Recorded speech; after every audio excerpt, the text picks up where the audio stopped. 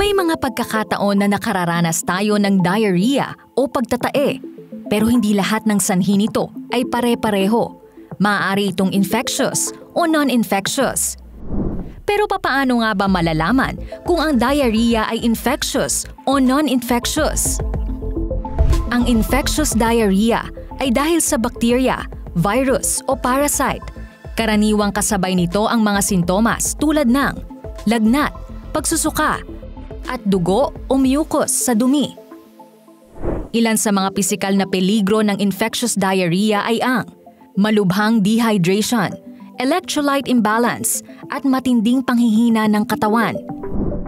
Kapag non-infectious naman ang diarrhea, ang karaniwang sanhi nito ay ang food intolerance tulad ng lactose intolerance, side effects ng gamot gaya ng antibiotics o chemotherapy, pagkain ng sobrang matatabang pagkain, at stress o anxiety.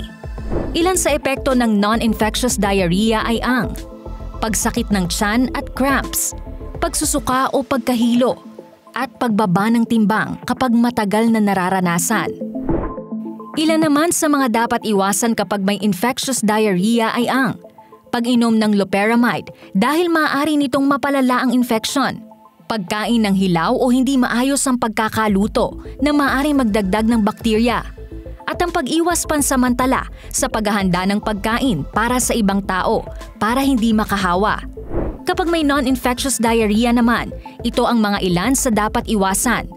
Sobrang pagkain o pag-inom ng mamantika, maanghang, matamis at may caffeine.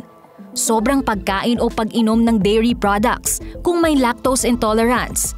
At pag-inom ng gamot nang walang payo ng doktor.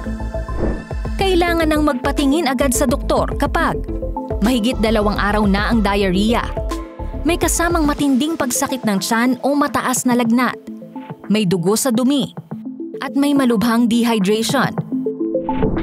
Kung may iba pang katanungan tungkol dito, maaaring pumunta sa health center o kumonsulta sa malapit na healthcare professional sa inyong lugar.